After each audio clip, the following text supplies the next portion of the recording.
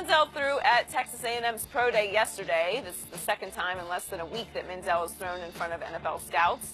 Yesterday, Manziel joked about that on Instagram, posting an image of himself with a phone in his hand saying, quote, "No, I will not come throw at your Pro Day next week." Shannon, how do you think NFL teams will view Johnny's Instagram posts? They will probably look at it and laugh like I did. Because guess what? After all the things that Johnny Manziel has done, they're still showing up. They're still talking to him. So it will have no effect whatsoever. We thought last week him showing up at the University of San Diego, Skip, throwing the two receivers that seemed to be late-round draft picks or possible free agents, that he wasn't upstaging anyone. And probably him throwing probably got some eyeballs on himself. Well, you know who's going to Texas A&M as a major college. They're going to show up. And it's reported that some teams actually talk to Johnny Manziel. So I don't think this will have any impact whatsoever. I don't want, sometimes I think people think that I hate a player or I dislike a player. My job is not to like or dislike. I don't begrudge Johnny Manziel if he gets another opportunity, because it's not him. I'm faulting the system and how it judges some unfairly while giving some opportunities that it would never give these others. So that's my only. I have no problem with Johnny Manziel, but I don't think the NFL is looking at this Instagram and says, well, he still hadn't learned his lesson. I don't think that's what's going on, Skip. Unfortunately, I do. And you could be right, and I really hope you're right about this, because once upon a time, you could not find, before Johnny got drafted, a bigger Johnny Manziel fan than this guy right here. Right. And now I am down and out on Johnny Manziel. And to me, this was so wrong. It was such a bad sign and a bad message to send to a league that has come back a little on him, that he should be so thankful for. Speaking of Colin Kaepernick, that Johnny's even getting these looks after the Canadian Football League rejected him just this past year. What? Johnny, you have to just leave it alone. This is not a laughing matter to me. Again, if you want to take it just in and of itself, you chuckle over it. Oh, but to me, it's so presumptuous, because it's Johnny telling you, I'm back. Now I'm a thing again. I'm a big deal. I'm Johnny Kardashian. No, I will not throw at your Pro Day next week. He's saying that he's become a gate attraction again, that he's become that circus act that he used to love being at Texas A&M when he was back in his old stomping grounds. And the truth is, he's become a sideshow at these Pro Days at the University of San Diego and Texas A&M, a novelty act that the kids love, because the kids all think Johnny is Johnny football. So they want him there. You don't think those two University of San Diego kids enjoyed that? That was like the highlight of their life, because I'm going to be surprised if either one of them gets drafted. Maybe they will. And more NFL personnel showed up had Johnny not been there. They would have not shown up in droves like they did. But if I'm an NFL owner, GM, coach, this is just me, knowing Johnny the way I've known Johnny, I would say that's yet another indication that he still thinks he's the it kid, that he's Johnny Kardashian. He's the social media star, more interested in being the life of the party than making the sacrifices you know and I know you have to make to be a successful starting quarterback in the National Football League. That's how it comes across. I think, Skip, that maybe he's just in a better place. And I hope. I mean, like he said, hey, I'm doing really good right now, but I've had stretches where I've done really good before. But I hope he can keep it going.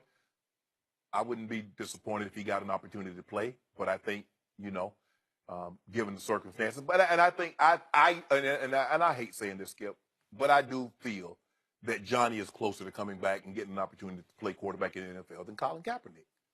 And it's sad, but that's the way I feel. Yeah, no, I get that, but we know why that is, right? No, it's tape. Huh? It's the tape. Oh, yeah, just watch the tape. But the NFL is still clinging to what they used to know of Johnny Football Magic back at Texas A&M. And they're saying, gee, could he recapture some of that now that he's got his substance abuse in order and maybe barely at arm's length. But Skip, they put another 30, 40,000 seats in that stadium because of that young man. He built that house. So the house that Johnny built, he built it. Yankee Stadium, the house that Ruth built. Yeah. Well, I don't know what they call Texas A&M Stadium, but that's the house that Johnny football There's built. no doubt about that. And so whatever he wants to come back, they need to give him a key so he'll be able to go into any building that he wants to. I once got a key to a city, Joey. They gave me a crowbar. But I go back in it. Yeah, Skip, that's what they did to me. My hometown said, hey, key to the city. Gave me a crowbar. I don't know what that meant by that, but that was way back when. But I ain't got no problem. Are you playing the comedy club? No. Where is it? You can go ahead and say when you're opening. Skip, I've been working on my stuff. I might do a little gig in the Laugh Factory or something. Come on out there, check your boy out. So, back to the unfunny Johnny Manziel. You didn't think it was a little cute, Skip? Listen, if you know where he just came from, do you know where he was about a year ago? This time? Do you know how down and out he was? Do you remember those pictures on TMZ and where he had wasted away and he was, and he's admitted he's got all kinds of substance abuse issues, alcohol and drugs.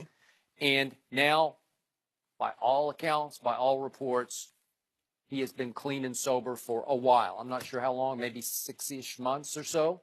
So God bless him there, but he has to realize how blessed he's been. Yeah. He has to realize how grateful and thankful he should be that the NFL's come back to look again. Because I didn't think they were going to come back to look. Because once Canada said no, I thought, that's the end of Johnny as we know. I knew he would always get a second chance because, like I said, we've seen guys that have situations like Johnny be involved with domestic violence, be involved with DUIs and run down people and kill them and a lot of other things and get other opportunities. Okay, but and I know how hard it is to come back when you have played no football for effectively 2 years, right? That's really hard. And that's the thing is that you have to put those skills on display for a period of time.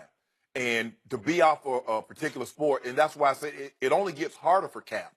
Because the further you go, it's like, he's been out of the game, so, I mean, what can he give us? And then you have to go in and you throw, and then you have arm soreness, and it's like, see, this is what I told you. So I just hope that he's been throwing enough that he can throw for a day and then come back the next day and throw for the next couple of days. It was even reported in the Boston Herald that the Patriot contingent and College Station talked to Johnny before and after the pro day. Oh, he's that type of guy. Huh? He's that type of guy. You think so? Yeah, Aaron Hernandez. They took him. One of those Aaron Hernandez. Well, they have nothing. He didn't have nothing on Aaron Hernandez, Skip. And they knew about that. That was a whole nother ball of wax. But here's the thing. I get what you're saying. Yeah. You're saying because Johnny's a quarterback, so his little box of problems and say a tight end or defensive lineman's box of problems are something entirely different. Yep. Because this guy is normally the face of your franchise. No matter, because this guy always comes in and talk when they have the media, when the game, he always goes and talks to the team. The quarterback's always going to talk. Maybe you don't, they can say, well, you're not going to talk to the linebacker. You're not going to talk to the D lineman. Yep. They don't withhold the quarterback. So I get what you're saying, but I think he's just showing a side of his personality, and I don't have any problem. I don't have any problem with it, Skip. I think that Johnny, he seems to be in a good place. He's put the weight back on. If the opportunity presents itself, Skip, you can't be mad at a guy that someone gives. You can't be mad at the guy for the opportunity that he presented. You just be mad at the people that presented that opportunity to him. But I'm trying to remind Johnny, for his own good, that he is now officially back under the NFL microscope. They're watching his every move because they're wondering, should we bring him to camp or not? Has he really changed or not? Is he still Johnny Kardashian? How about this? Yeah. Given an opportunity, someone brings him to camp, you think he can make a roster? Or is it going to be team contingent? Now we're down to system fit. Right. He's not your classic backup quarterback, as we've been talking about Colin Kaepernick. Right. He has a style. He's the Kaepernick style. Right. Okay. Will somebody bring him in? Would like New England? Okay. So he's going to do what? Is he going to Right. throw Tom Brady passes from the pocket? Well, that's what the shock was last year when yeah. we found out that Sean Payton was talking to him. Yeah. Because he's so direct, polar But opposite at least of what Drew Brees is a smaller, shorter quarterback, but right? Drew Brees is strictly by the pocket. He is. He ain't going nowhere. Strictly, yeah. And Johnny Manziel is going to be over here, over there. And I still say Drew Brees is about an inch taller than Johnny. Johnny's like 5'11 and a half. I think it was 5'8", but he's short now. Yeah. You know, and it's a whole you gotta But Drew has found a way to manipulate the pocket and throw through find lanes. He finds lanes. And because you think about it, as small as he is, he got fewer balls batted down than 6'8" Brock Osweiler. Yep. So no, I got it. What would intrigue Bill Belichick, Sean Payton, any of those kind of coaches is Johnny Magic, because he was doing magical things at Texas A&M. He was just magic. what you got, Joy? Well, you remember that he has that 4-game suspension. It's kind of unclear if he's going to whether serve he's that or whether that's I don't know. applied We to got you. the 2016 season. Because you're not on the Skip. You don't get to say, okay, I'm not going to serve. Well, okay, he was out of the league last year. Well, you got to be on a team to be able to serve the Yeah, suspension. I don't know how that suspension works. I'm imagining. I'm sure if a team signs him, they're going to look into it. And I'm also. I think that. he has run out of his options on practice squad. I think he doesn't qualify for a practice squad. Really? Yeah. I mean, I'm sure whoever signs him will get all that information up front. But no matter what goes on with Johnny, people love working out with him. Christian Kirk was working out with him. Oh, Saquon, you don't think he had fun? Odell. Oh man. Everybody. They love them some Johnny. Mm-hmm. Does LeBron deserve more MVP love? We'll discuss that with Steven Jackson next. In a world that